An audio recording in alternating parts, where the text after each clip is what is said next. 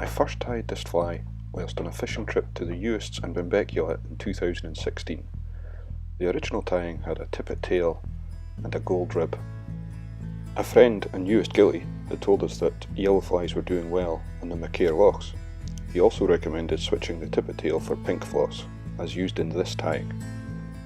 I have named this fly for the excellent Nunton house hostel we stayed at during the trip.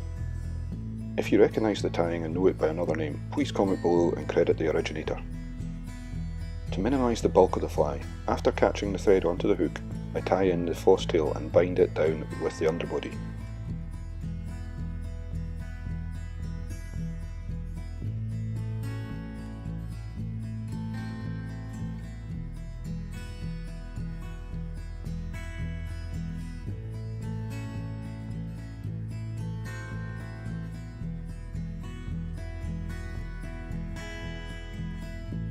The next step is to catch in the rib and tie it up the body.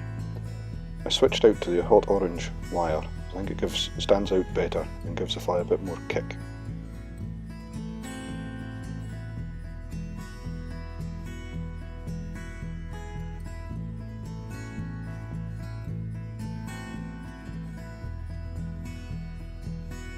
As the head hackle on this fly is quite bulky, you want to make sure you leave plenty of space at the eye of the hook to tie this in and finish the fly off neatly.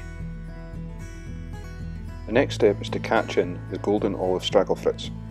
The fritz I have is quite slim, so I don't worry about building up too much bulk and just catch it in all the way down the body. If your fritz is bulkier, you may want to pull out the fritz section to bare the core to maintain a slim body. At this point, tidy up the body and make sure you've got a good even underbody.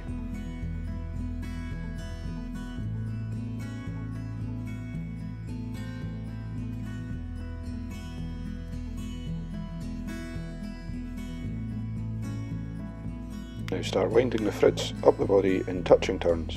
I like to fold back the fibres to avoid trapping as many as possible.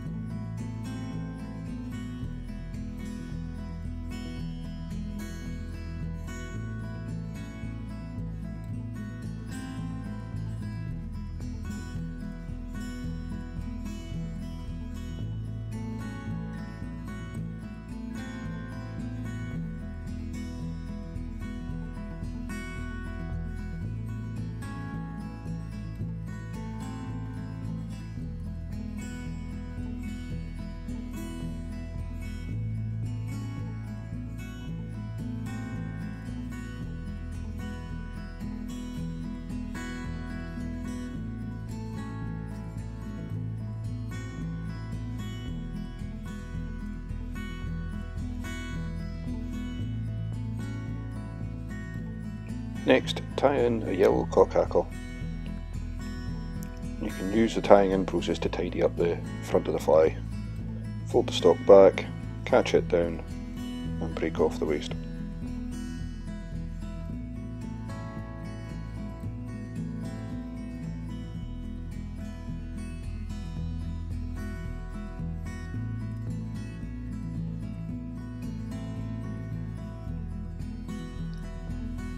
With 2 full turns of hackle at the head, then hammer the body in even turns.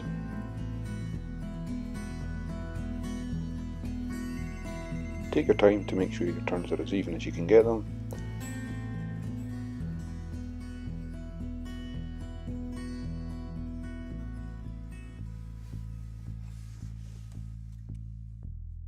Once you're happy with the palmer tackle, catch it in with the wire rib and wind the rib up the body in even turns.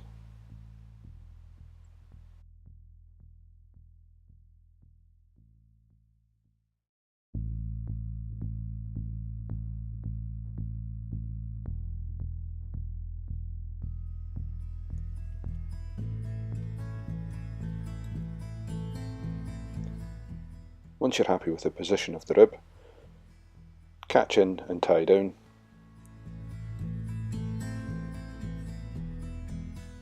Folding any stray or loose hackle barbs out of the way to avoid catching them in. tidy up the head of the fly, bringing the thread back to the start of the hackle.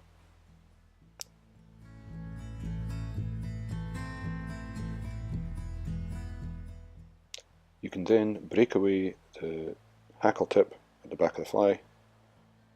It makes sense to break away the hackle tip before the wire rib, as if something goes wrong you do have a chance to retie the hackle if need be. I then cut the floss tail to length. The length of the tail is really down to personal preference, but I like about half the length of the body. The next step is to tie in the head hackle. The pheasant, shoulder or church window feathers have quite a heavy stalk.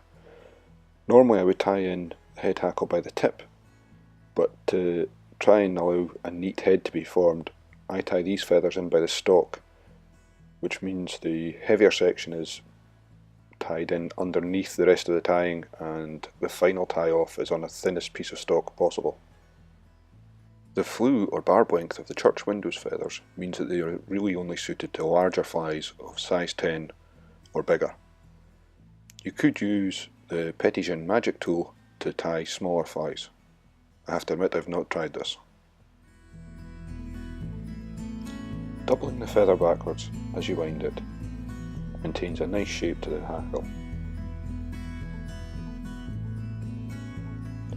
Once you're happy with the amount of hackle, 2 or 3 turns should be plenty, as this is quite a heavy feather. Catch it in, bind it down a few turns and fold back the tip and tidy up.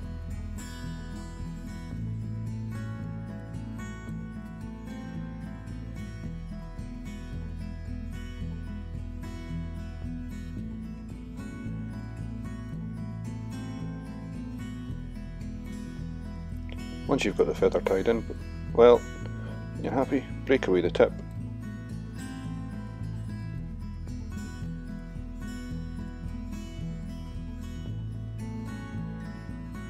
Then whip finish to securely finish the fly.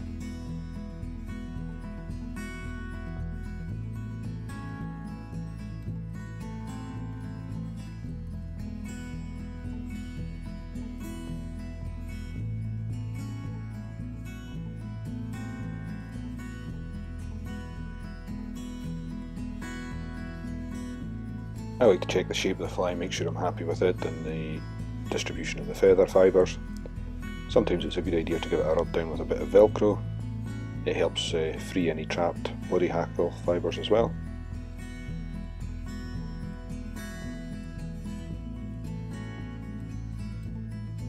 Once you're happy, varnish the head of the fly and it's finished.